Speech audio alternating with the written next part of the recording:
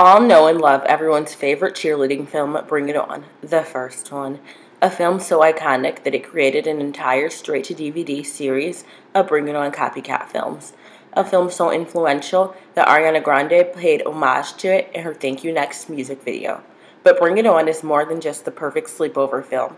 Bring It On tackles issues like race, cultural appropriation, and gender stereotypes. When high school senior Torrance Shipman becomes the captain of her school's champion cheerleading team, the Toros, she can't wait to lead the squad to their 6th consecutive win at the ESPN National Cheerleading Championship. But Torrance is in for a rude awakening when the newest member of the Toros, Missy, informs her that the Toros' winning choreography was stolen from an inner-city cheerleading squad by the Toros' old cheer captain. Thus, Torrance must find a way to come up with innovative choreography without taking the easy way out. The Toros, a mostly white cheerleading team from the suburbs, getting caught stealing their award-winning cheer choreography from the mostly black cheer squad, the Clovers, a team from the more impoverished East Compton, is cultural appropriation at its finest. The Clovers have previously gone unnoticed as they could never afford to compete at the expense of cheerleading nationals. Instead of giving the Clovers the props they deserved or trying to help them come up with a way to get to nationals, the Toros' initial captain took advantage of the Clovers' unfortunate situation by stealing their unique and exciting cheer choreography, bringing them to cheerleading nationals, and winning the competition with the stolen moves. At one point in the film, the Clovers' captains say that the Toros have been stealing their cheers for years. The Clovers' captain Isis goes on to state, "It's like every time we get something, here y'all come putting some blonde hair in it and calling it something new." The cheerleading championships appear to be mostly white, and after researching some real championships, I found that this is true to life. I can't help but to wonder why cheerleading lacks inclusion. Where is the diversity? I wonder if the Clovers had got caught up with repeating the same routine that Sparky choreographed for another team if they still would have been allowed to attend nationals the way that the Toros were allowed to. The Toros certainly lacked in diversity, but they did throw in Whitney, the token Asian girl, whose role was unsurprisingly pretty one-dimensional. Essentially, she was the sidekick to the already white sidekick Courtney. Courtney got to make the bitchy remarks, and Whitney got to co-sign and echo them. After making it past the first round, the Clovers, who are stated as being the first inner-city squad to qualify, cannot attend nationals, not because they aren't great, but because they can't afford to go. Torrance, who is from a more privileged upbringing, tries to cover up her guilt for her cheer squad stealing the Clovers' moves by having her father's company foot the bill by sponsoring the Clovers so that they can compete against each other at nationals. Torrance, who thinks that she is making things right, is ignorant to the fact that the Clovers don't want to take a handout because they have too much pride. It's seen as a slap in the face and very insulting to the Clovers. They're determined to get to nationals on their own terms. The Clovers, still searching for a way to be able to afford to attend nationals, write a powerful letter detailing why their cheer squad means so much to them and their community to a talk show host named Pauletta, who happens to be from the same community that the Clovers are from. The letter works, and Pauletta sends the Clovers to nationals. The male cheerleaders in the film are continuously attacked and ridiculed by other guys throughout the film for their participation in the sport. At one point, a couple of jocks from the school's football team taunt 2 guys from the team, Les and Jan, by calling them Sexy Leslie and Jan the cheerleading man. The 2 jocks then follow up by calling the boys a homophobic slur.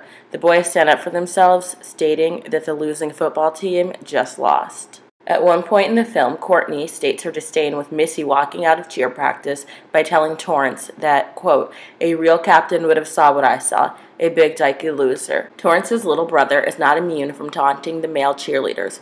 While Torrance is busy trying to get a hold of her cheerleader boyfriend, her little brother keeps hassling her, and when she yells at him while trying to call her boyfriend, he says, "It's not my fault that you're in love with a big gay cheerleader," to which Torrance replies, "Aaron is not gay." To which her brother replies, "So someone just made him be a cheerleader," implying that straight males are incapable of wanting to be cheerleaders. There's a very interesting conversation in the car between Les, Jan, Torrance, and Missy, where Jan makes it a point that the male cheerleaders on the team have to constantly defend their sexuality.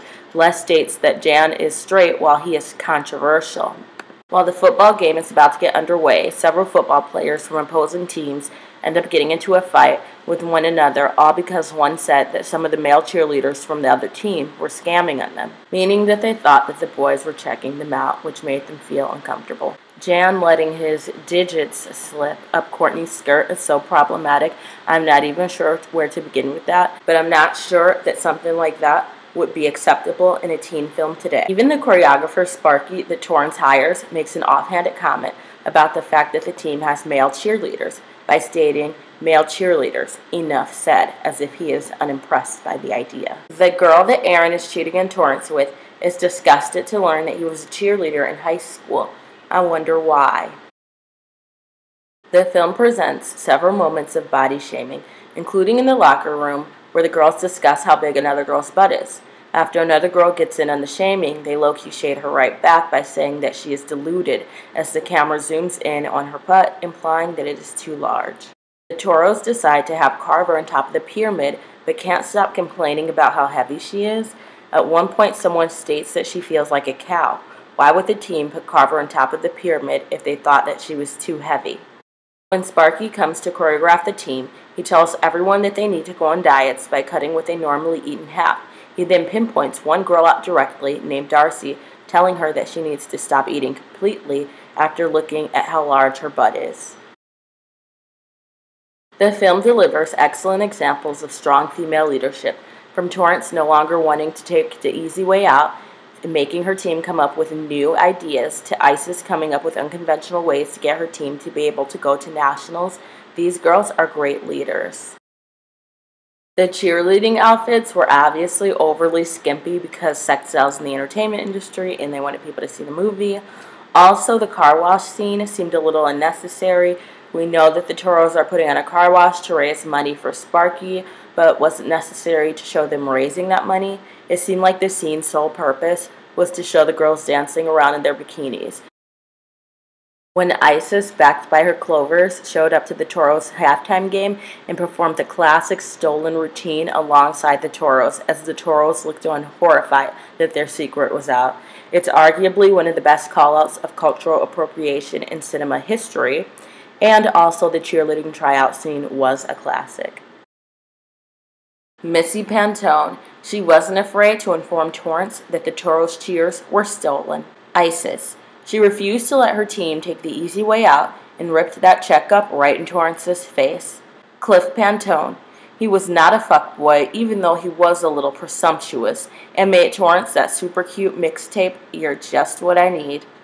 Big Red, she was the standout scene stealer who put the itch in bitch. Torrance Shipman, all she wanted was to do the right thing. Honorable mention, Sparky.